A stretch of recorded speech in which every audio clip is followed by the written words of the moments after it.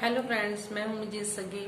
मेरा YouTube channel मुझे सग्गी पे आपका स्वागत है। तो आज की वीडियो एक अलग से टॉपिक पे ऊपर मैं बना रही हूं, जो मेरी खुद की बीती हुई ये स्टोरी है कि जब मुझे प्रेगनेंसी हुई है तो उसमें मेरे को कैसे कैसे इतनी प्रॉब्लम्स आई हैं। बहुत ज़्यादा ही मुझे प्रॉब्लम आई है कि मैं आपको बता नहीं सकती कि किस तरीके से मैं इतनी परेशान रहती थी और बहुत ज़्यादा ही दिक्कतें आती थी। तो आजकल की भी बच्चियां जो सी बहू बेटियां हैं उनको भी इस तरह की प्रॉब्लम आती होगी और वो घबरा जाती होंगी। तो मैं उसी के ऊपर ये आपको बता रही हूँ कि घबराने की जरूरत नहीं है, लेकिन एक ना एक दिन तो प्रेगनेंसी सबको ही हो जाती है। तो मैं बताती हूँ कि मेरे साथ क्या क्या हुआ और मैंने कितना सफर तय किया, इतना मुश्किल मैंने सफर तय किया। मैं आपको बताती हूँ कि मुझे प्रेगनेंसी कितनी बड़ी मुश्किल से हुई थी। तो जब मेरी मैरिज हुई है उस टाइम मैं सिर्फ 22 ईयर की थी, 22 साल की थी जब मेरी मैरिज हुई है। तो मेरी मैरिज होने के 4 महीने तक ही मेरे को शोर मचाना शुरू कर दिया गया था कि हाँ, इसके तो कोई बच्चा नहीं होना, इसके तो कोई बच्चा होना ही नहीं है, ये तो प्रेग्नेंट होएगी नहीं, इस पे तो जादू टोने कर रखे हैं, इस पे तो ये है वो, ऐसे मेरे घर वाले बोलने लग गए थे। तो सबका रवैया मेरे खिलाफ थोड़ा सा अलग हो गया था। लेकिन 4 महीने में ना मेरे को फिर प्रेगनेंसी हुई, लेकिन वो सिर्फ 10 दिन में ही मेरा 10-15 दिन में ही अबॉर्शन हो गया। तो मिस कैरेज हो गया जिसे बोलते हैं कि वो हो गया। तो फिर मेरे को अबॉर्शन कर दिया। अबॉर्शन किया तो वो भी ढंग से नहीं इनसे अबॉर्शन कर हुआ उस टाइम डॉक्टर से। तो मैं 1 वीक इतनी मेरे पेन होती थी, बहुत ज्यादा। अबॉर्शन होने के बाद भी इतनी मेरे पेन थी कि मैं आपको बता नहीं सकती कि कितनी मैं तकलीफ में थी कि मैं घर का काम भी करती थी और मैं मेरे यहाँ पे इतना पेन होता था, बहुत ज्यादा पेट में पेन होता था। फिर डॉक्टर के पास गए तो फिर डॉक्टर कहती है कि अभी अंदर थोड़ा सा रह गया, क्योंकि 10-15 दिन की उसमें हमें नहीं मालूम चलता कि हाँ कितना अंदर है कितना नहीं। तो फिर उन्हें दोबारा उसने मेरे को दोबारा उसने फिर अबॉर्शन किया। तो उसके बाद फिर ऐसे ही काफ़ी टाइम निकल गया, 4-5 महीने ऐसे निकल गए तो नहीं प्रेगनेंसी हुई। तो फिर दिवाली आई, दिवाली पे हम गए थे, पूजा थी हमारी वर्कशॉप में। तो हम उसके बाद हम पूजा पे गए, जैसे विश्वकर्मा डे की पूजा पे हम गए। तो वहाँ पे एक काम वाली थी वो माता जी, तो उन्होंने वो सफाई करती थी। तो मैंने उनके पाँव छुए, क्योंकि नई नई शादी हुई थी, अभी 8 महीने तो हुए थे शादी को। तो मैंने उनके पाँव छुए तो उनको मैंने 21 रुपये या 31 रुपये ऐसे मैंने उनको शगन दिया, ऐसे ही दिया मैंने उनको कि हाँ भी चलो बुजुर्ग हैं। तब तो इतना ही बहुत होता था।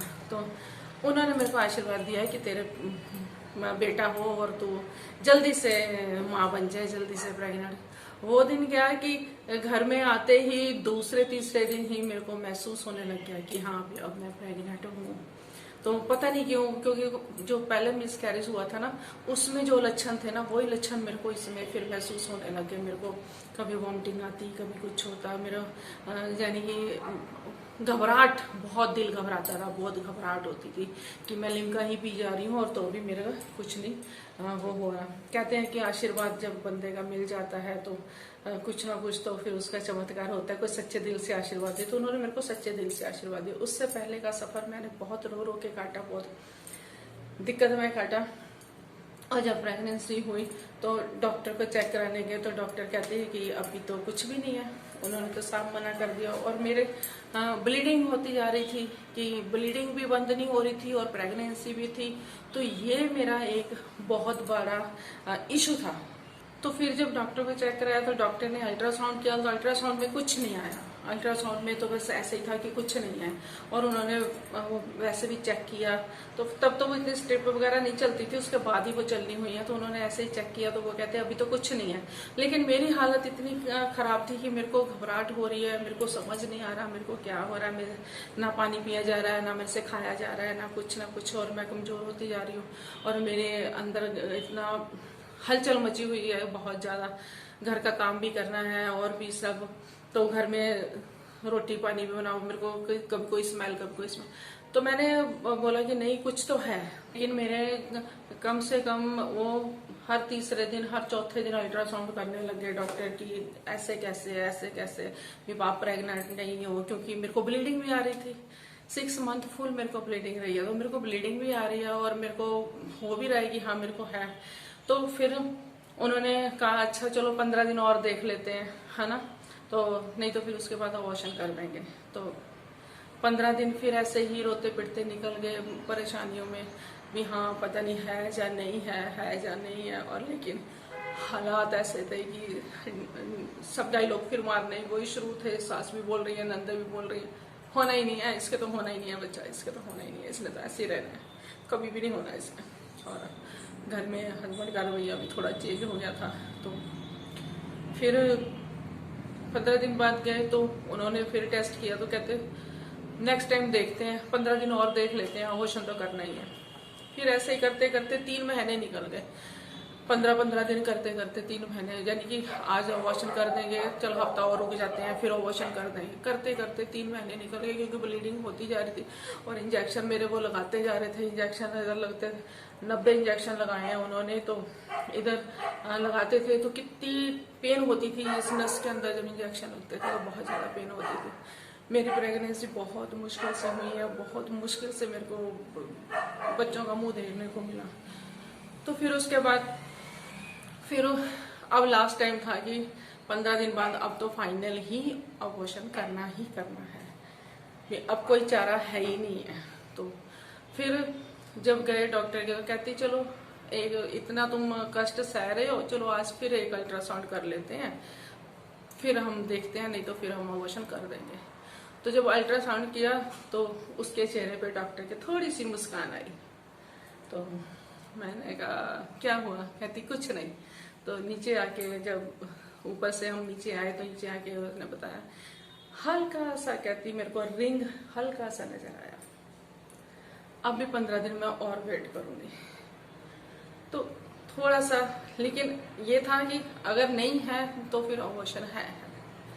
तो 15 दिन फिर वेट किया और अब फाइनल था कि हाँ कि अब अगर नहीं है तो अबॉर्शन ही है। लेकिन फिर जब उसने चेक किया तो फिर वो रिंग फुल बन गया। अब नहीं कहते, अब प्रेगनेंसी है।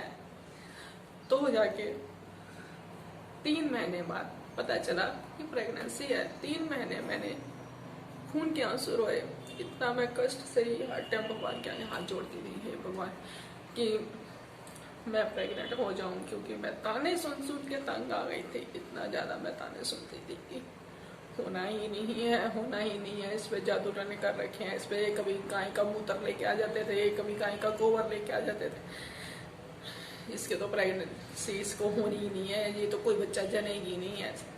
ऐसे ऐसे डायलॉग मारने शुरू हो गए थे मेरे। सिर्फ शादी को भी 1 साल भी नहीं हुआ था, तो उसके बीच में भी इतने डायलॉग मेरे को सुनने को मिलने लग गए थे। फिर भी ऐसे करते करते 6 महीने हो गए। 6 महीने तक भी ब्लीडिंग चलती रही, इंजेक्शन लगाते रहे। वो इंजेक्शन हर टाइम लगते ही थे। जब जाती थी पहले तीसरे चौथे दिन लगता था, फिर हफ्ते में लगना शुरू हुआ, हफ्ते में कितने लगते थे, हफ्ते के हफ्ते, फिर 15 दिन पे लगने शुरू हुए, फिर एंड में आके महीने पे लगना शुरू हुआ, यानी कि एंड तक लगते रहे। फिर जब इसकी डिलीवरी की बारी थी तो बोलते हैं कि अंदर पेट में पानी की कमी है, सूख गया है बच्चा अंदर, तो अब इसकी प्रॉब्लम आएगी, मिल्क ज्यादा पियो। मिल्क लगवाया भी, पीते भी थी, लेकिन वो चीज नहीं हुई। तो जब डिलीवरी की बारी आई तो 2 दिन पहले मैं हॉस्पिटल एडमिट रही, लेकिन फिर भी कुछ नहीं, पेन हो जा रही थी और बच्चा नहीं हो पा रहा था।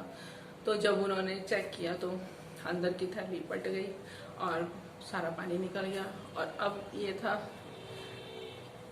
पता नहीं बच्चे की सांसें चल रही है या नहीं चल रही। एंड जहाँ पे आ गया ये धड़कन महसूस नहीं हो रही हमें बेबी की धड़कन महसूस नहीं हो रही। डॉक्टर यहाँ तक बोलने लग गए। तो मैं उनको बोल रही थी आप मेरे बेबी को बचा लो, जैसे भी आप मेरे बेबी को बचा लो। वो कहते हैं हम तुझे बचाएंगे, हाँ हम कोशिश पूरी करेंगे, बेबी को भी बचाएंगे। लेकिन मैं यही कहती हूँ मेरे को मेरे बेबी को बचा लो, मुझे जो होता है हो जाए, क्योंकि मैं इतना सुन चुकी थी बहुत ज्यादा। फिर जब ऑपरेशन हुआ मेरा बेबी, फिर ऑपरेशन से हुआ, ऑपरेशन हुआ तो बेबी को बाहर निकाला तो बेबी रो नहीं रहा था। फिर उन्होंने इसके मार मार जैसे वो पिक्चरों में दिखाते हैं ना, सेम वही पोजीशन मेरे साथ थी। फिर उन्होंने मार के इसका सारा वो करके पता नहीं गला साफ किया क्या, मुझे नहीं मालूम, है तो उस टाइम इतने होश में नहीं थी। तो फिर इसकी किलकारियां सुनाई दी, रोना इसका जोर जोर से सुनाई दिया। तब शांति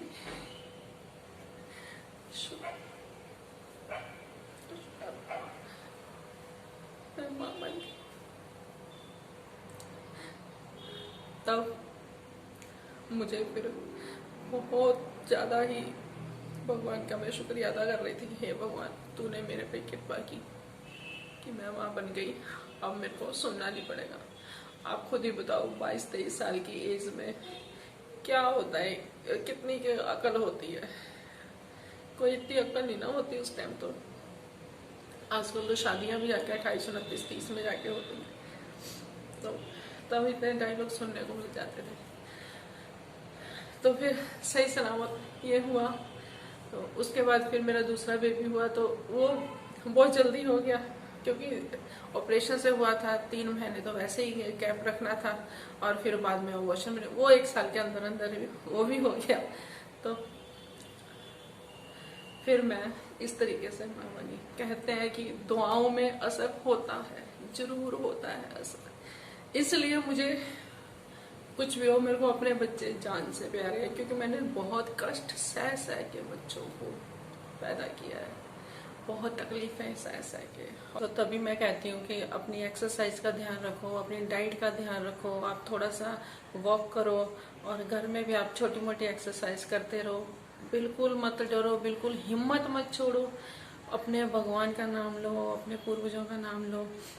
जरूर है कि जरूर प्रेगनेंसी होती है, ऐसा है, ऐसा कोई नहीं है कि जिसको प्रेगनेंसी ना हो। आजकल तो डॉक्टर भी बहुत ज़्यादा दवाइयाँ देते हैं, कई कुछ है भी, हर किसी को प्रेगनेंसी हो जाती है हर तरीके से। लेकिन नॉर्मल तरीके से भी आराम से प्रेगनेंसी होती है। थोड़ा सा सिर्फ अपना धैर्य रखना होता है, थोड़ी सी अपनी हिम्मत बढ़ा के रखनी होती है, और अपना सैर और अपनी डाइट पे पूरा ध्यान देना होता है। अपनी कई बार होती है हमारे अंदर खून की कमी होती है, या हमारे अंदर किसी कैल्शियम की कमी होती है, उस कमी को अपनी को पूरा करके रखो। और अगर ज़्यादा गर्मी है तो गर्म चीज़ें मत खाओ, थोड़ा ठंडी चीज़ें खाओ। जैसे गर्म चीज़ों में हम नारियल खा रहे हैं, जहाँ हम खजूर खा रहे हैं, जहाँ हम छुहारे खा रहे हैं, ऐसी चीज़ें मत खाओ। तो सिर्फ आप नॉर्मल अपना खाना खा रहे हो, जैसे उस तरीके से आप अपना खाना खाओ, तो जरूर प्रेगनेंसी होती है। जब प्रेगनेंसी हो भी जाए तो भी आप अपनी डाइट का ध्यान रखो कि हाँ, हमने वेट नहीं उठाना और हमने गर्म चीज़ें नहीं खानी।